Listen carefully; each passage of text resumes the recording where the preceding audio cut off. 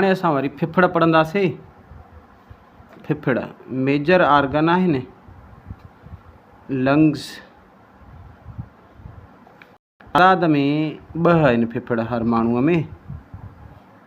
Number 2 फिफड़, 2 lungs. ठीक, फिफड़ पिणु गुलाबी तव्हांखे नज़र ईंदा, छाजे करे? नालियुनि जे करे।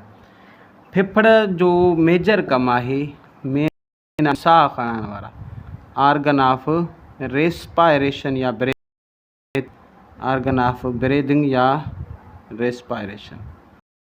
खणण वारा उज़व आहिनि, साह खणण में मदद कंदा आहिनि। हीअ असल में वार वांगुरु हूंदा आहिनि, ख़ाली हूंदा आहिनि। फिफड़नि जे ॿाहिरां जी वॾी हिफ़ाज़त थियल आहे। ॿाहिरां 12 पेयर्स आहिनि पासीरियूं ऑफ रिब्स, 12 पासीरियुनि जा जेके पिंजरो ठाहिनि था।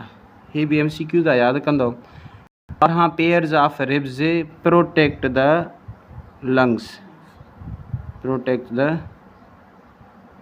लंग्स। फिफड़नि जी हिफ़ाज़त करनि थियूं इहे 12 जेके, माना टोटल 24 थींदियूं। 12 जोड़ा 24 पासीरियूं, इहे फिफड़नि जी हिफ़ाज़त करनि थियूं।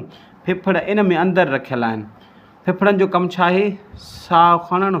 साह खणण जे लाइ गैस कहिड़ी इस्तेमालु कंदा आहियूं? इनहेल, माना अंदरि जेका खणंदासीं, इनहेल अंदरि खणणु, उहा आहे ऑक्सीजन।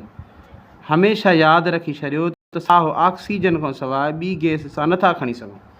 ऑक्सीजन जो फार्मूलो यादि कंदो, उहा O2 अथव।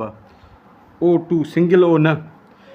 ऐं एक्ज़ेल माना साह ॿाहिरि कढणु। ॿाहिरि जेको कढंदा आहियूं उहा एक्ज़ेल माना साह ॿाहिरि कढणु। साह ॿाहिरि कढण वक़्तु असां कहिड़ी गैस ॿाहिरि कढंदा आहियूं? उहा आहे carbon dioxide. Carbon dioxide gas असां ॿाहिरि कढंदा आहियूं। उनजो फार्मूलो अथव CO2। कार्बन 1 ऑक्सीजन 2, हीअ गैस असां ॿाहिरि कढंदा आहियूं।